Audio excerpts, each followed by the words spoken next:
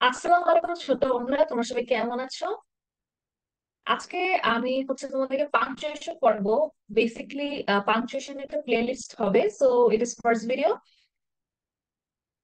তো এই ভিডিওটা আসলে কাদের জন্য? এই ভিডিওটা সবার জন্য। এসএসসি এইচএসসি স্টুডেন্টদেরকে আমি নর্মালি দিয়ে থাকি, বাট এই ভিডিওটা তোমরা যেটা সবাই দেখতে পারবা, ঠিক আছে? তো আমার নাম হচ্ছে লামিয়া ইউসুফ, আমি পড়াশোনা করছি ব্র্যাক ইউনিভার্সিটিতে।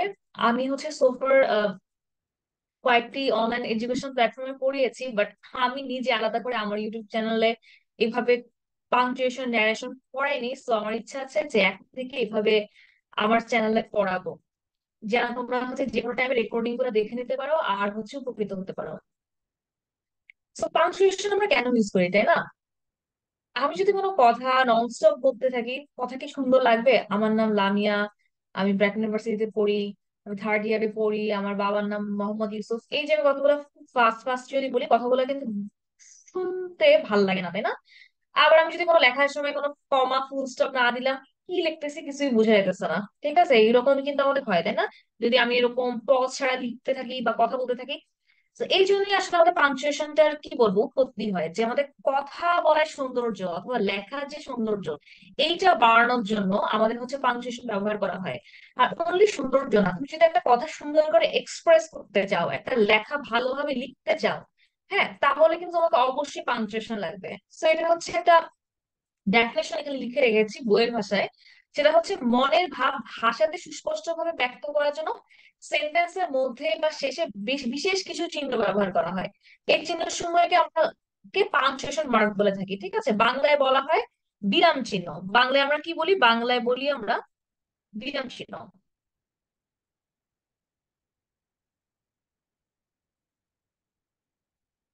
ঠিক আছে, বাংলায় আমরা বিরাম চিহ্ন বলে থাকি। যেমন আই এম লামিয়া। আমি কি করবো? এটা ফুল সেন্টেন্স না, এটা লিখে ফুল স্টপ দিব। আমি কি আই এম লামিয়া লিখে সাথে সাথে লিখবো যে আই স্টাডি ইন ইউনিভার্সিটি? আমি কিন্তু ওটার সাথে সাথে লিখবো না। আমি যে কাজটা করবো, আমি একটা সেন্টেন্স শেষ হলে একটা ফুল স্টপ দিব। কেন দিচ্ছি? এখানে এখানে কনভেনিয়েন্ট ইউনিভার্সিটি, ওকে। আচ্ছা, লেখাটা ফাইলে চলে গিয়েছে, তো সমস্যা নেই। তো আমাদের পাংচুয়েশন কিন্তু অনেক টাইপের হয়।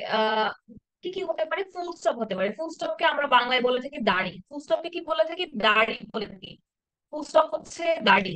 হ্যাঁ। তো ফুল স্টপ বাংলাতে তেমন। কেন আমরা ফুল স্টপ ইউজ করে থাকি? যখন তুমি তোমার মনের ভাব সম্পূর্ণভাবে প্রকাশ করবা, একটা সেন্টেন্স কমপ্লিটলি হয়ে যাবে, তখন আমরা ফুল স্টপ ইউজ করে থাকি। যেমন capital of Bangladesh is Dhaka, ঠিক আছে? বাংলাদেশের ক্যাপিটাল ঢাকা। তারপর my brother studies in class 8। আমার ভাই অষ্টম শ্রেণীতে পড়ে। এটা একটা ফুল সেন্টেন্স না? আমি আমার একটা কথা সম্পূর্ণভাবে প্রকাশ করেছি, তখন আমরা ফুল স্টপ ইউজ করব। আর ফুল স্টপ দিয়ে আমরা সাথে সাথে অন্য কথা বলা স্টার্ট করবো না, আমরা একটু থামবো, ঠিক আছে? থেমে অন্য কথা বলবো।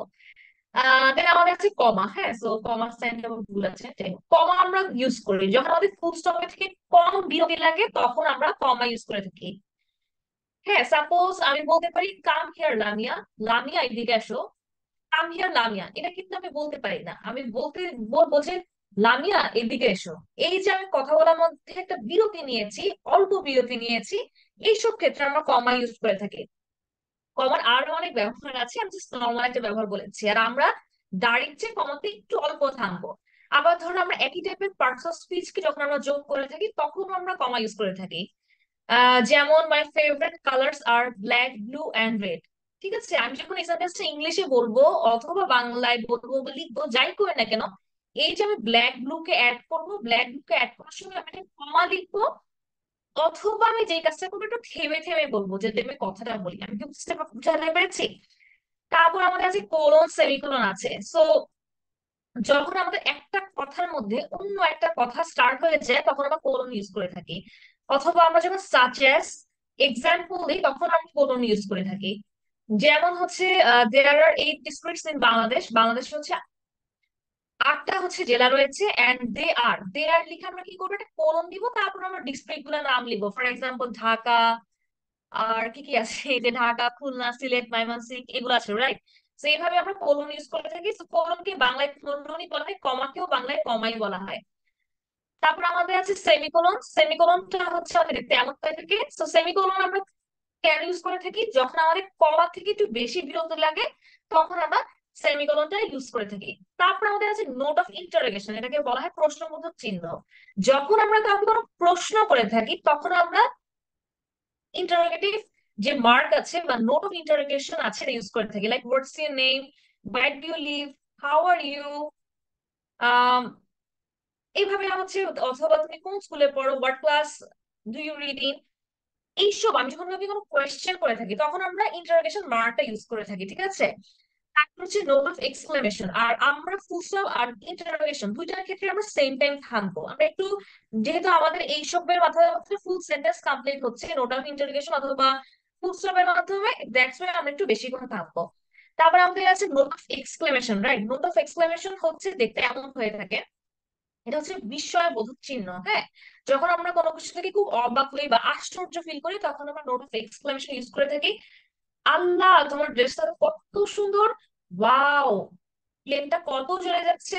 এই যে আমি যে কোনো কিছু যখন অবাক হয়ে দেখি বা কোনো কিছু আমাকে যখন আমরা শোক প্রকাশ করি, অতিরিক্ত হাসি প্রকাশ করি, তখন আমরা নোট অফ এক্সক্লেমেশন ইউজ করে থাকি। For example, hurray, we have won the game, what a nice bird it is, কত সুন্দর একটা পাখি। এইসব ক্ষেত্রে আমরা নোট অফ এক্সক্লেমেশন ইউজ করে থাকি। দেন আমাদের কাছে ইনভার্টেড কমা, হ্যাঁ, ইনভার্টেড কমা আমরা কখন ইউজ করে থাকি?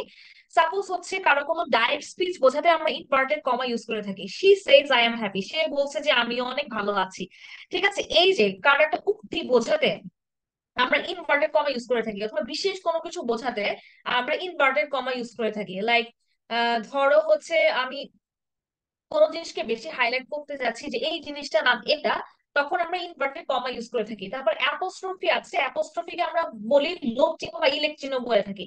এই যে আমরা লিখি না ইটস, এই যে ইটস লিখি, তারপর হচ্ছে এখানে আমাদের যে এই উপরে যে আমাদের কমার মধ্যে একটা সাইন দেখতে পাচ্ছি, এটা হচ্ছে অ্যাপোস্ট্রফি, এটাকে বলা হয় লোভ চিহ্ন।